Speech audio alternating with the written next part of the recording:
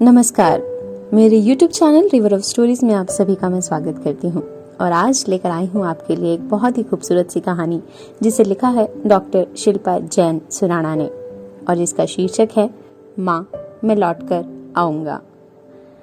तो ये कहानी सुनकर मुझे ज़रूर बताइएगा कि आपको ये कैसी लगी और मेरे कमेंट सेक्शन में जाके कमेंट ज़रूर करिएगा और चैनल को सब्सक्राइब भी ज़रूर करिएगा। तो चलिए शुरू करते हैं आज की कहानी। समर पूरे फिल्मी अंदाज में बड़ी बहन अंशु से बोल रहा था, दीदी जब आपका ये भाई IIT टॉपर बनकर निकलेगा ना तो देखना कितनी कंपनियां लाइन लगाकर खड़ी होंगी। तब तुम्हारे लिए मेकअप की पूरी दुकान खरीद कर दूंगा। तब तक के लिए बस 500 रुपए उधार दे दो ना। बर्थडे है यार, अब दोस्तों को पार्टी तो देनी पड़ेगी ना। प्लीज बहना मान ले मेरा कहना। आ गए फिर से, और जो पिछले महीने 200 रुपए उधार लिए थे वो निकालो पहले। अंशु भी भाई से चुगल करने लगी। क्या दी, तुम भी ना बस चिल्लर के पीछे पड़ी रहती हो। भविष्य के करोड़पति से तुम 100-200 रुपए के लिए तकाजा कर रही हो, समर ने स्टाइल मारते हुए कहा। ओहो, बड़े आए फ्यूचर के करोड़पति। चलो बंद करो मस्का पालिश करना और ये लो 500 रुपए, ब्याज सहित पूरे 750 रुपए चुका देना, अंशु ने मुस्कुराकर कहा। पक्का दे दूंगा दी, तुम्हें पता है ना समर अपना वादा कभी नहीं तोड़ता।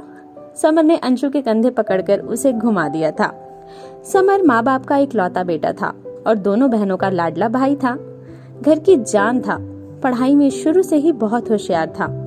मम्मी पापा चाहते थे कि वे इंजीनियरिंग करे और समर की ख्वाहिश भी यही थी कि मम्मी पापा की सारी इच्छाएं पूरी हो। समर, तुम्हारी रागिनी जीजी और आयुष यहाँ आ रहे हैं और तुम इस समय कहाँ जा रहे हो? पापा ने कहा।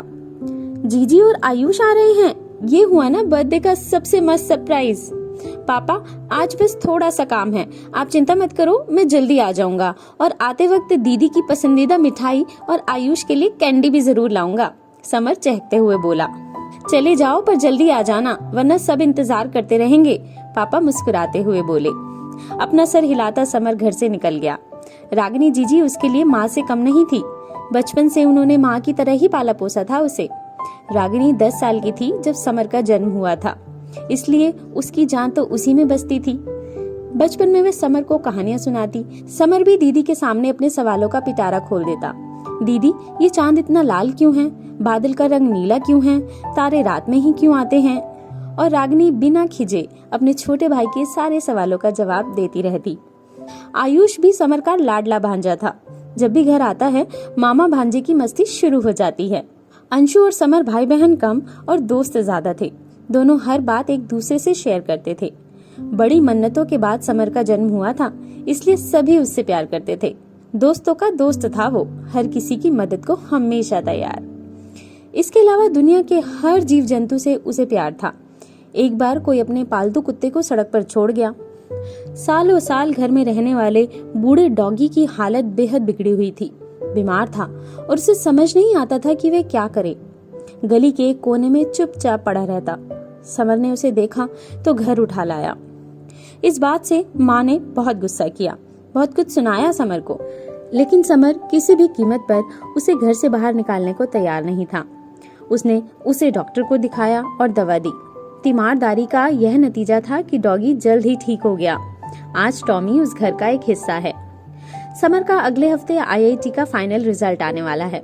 दोस्तों को यह पता है कि किसी का सिलेक्शन हो या ना हो, समर का जरूर होगा। कल समर का बर्थडे है, पर वह हमेशा अपना जन्मदिन परिवार के साथ ही मनाता है, इसलिए दोस्तों को आज ही पार्टी दे रहा है। समर भाई, तुम्हारी तो लाइफ सेट है यार, हमें मालूम है कि तुम तो IIT में भी टॉप करोगे। यार बड़ा आदमी बनकर हमें भूल ना जाना, अक्षय ने थोड़ा सेंटी होते हुए कहा। भाई मुझे पता नहीं था, समर ने सीरियस होते हुए कहा। क्या? अक्षय ने पूछा। यही कि लोगों को कोल्ड ड्रिंक से भी नशा हो जाता है, समर ने जोर से हंसते हुए कहा। सभी समर की बात पर खिलखिला पड़े।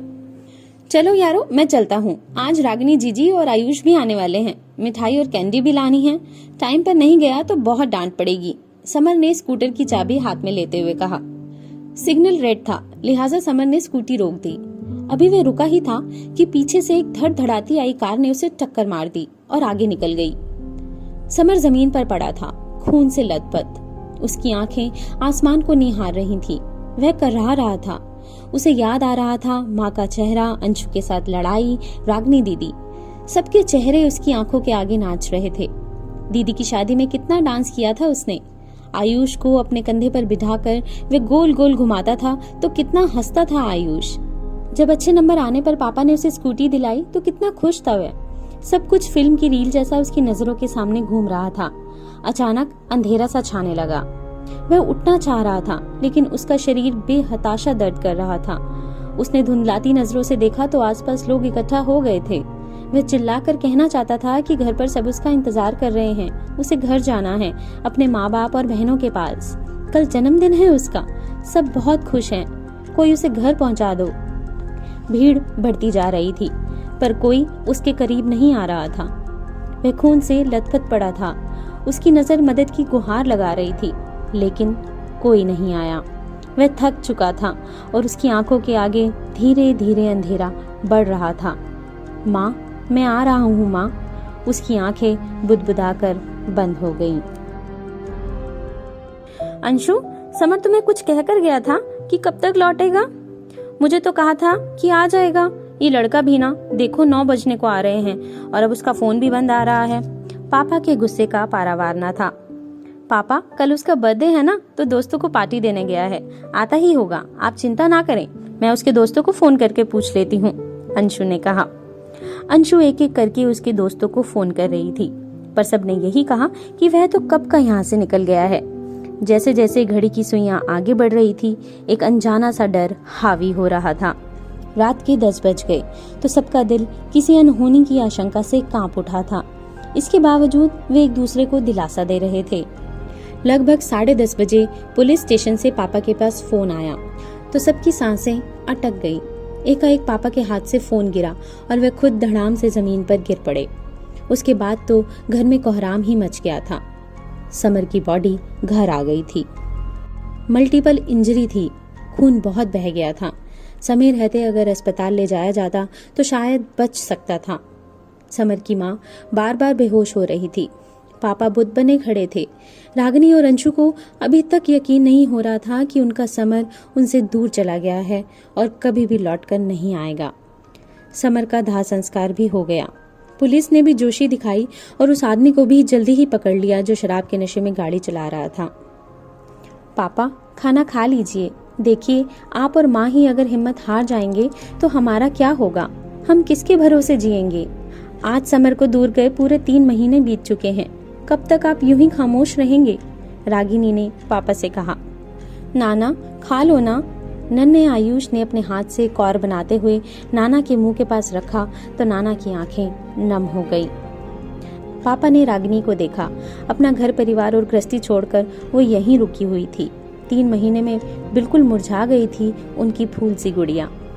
पापा ने अपने नाती के हाथ से निवाला लिया और बोले, बेटा, जो हुआ अब हम उसे बदल नहीं सकते, पर तुम अपना और आयुष का ख्याल रखो। मैं दामाद जी से कह दूंगा कि कल आकर तुम्हें ले जाएं। कब तक अपनी गृहस्थी छोड़कर यहीं बैठी रहोगी? वह हंसता खिलखिलाता परिवार टूट गया था।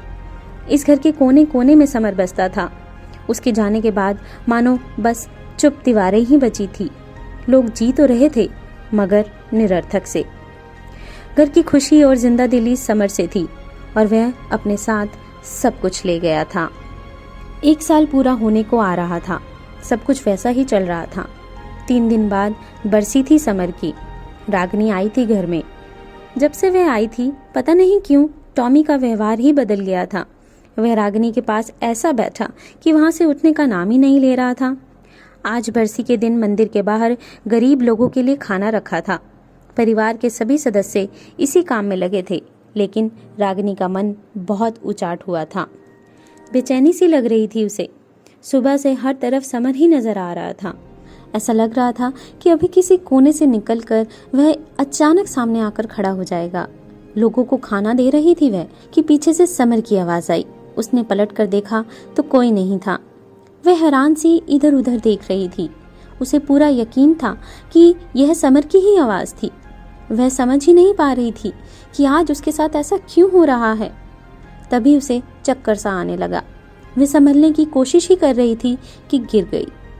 जब होश आया तो वह घर में बिस्तर पर पड़ी थी। और उसके पति रवि वहीं पर बैठे थे। उसने इधर उधर नजरें दौड़ाई तो माँ पास आई और उसका माथा चूम लिया। तुम फिर से माँ बनने वाली हो रागिनी, रवि ने मुस्कुराते हुए कहा। रागिनी के चेहरे पर मुस्कान आ गई। अचानक उसे लगा मानो कोई उसके कान में कुछ बुदबुदा रहा है। वह तुरंत दूसरी ओर पलटी मगर वहां कोई नहीं था। वह उठकर बैठ गई और अपने पैर बिस्तर से नीचे रखे। तभी टॉमी उसके पास आया और उसके पांव चूमने लगा। बहुत समय बाद फिर से एक बार घर में खुशियों ने दस्तक दे दी थी।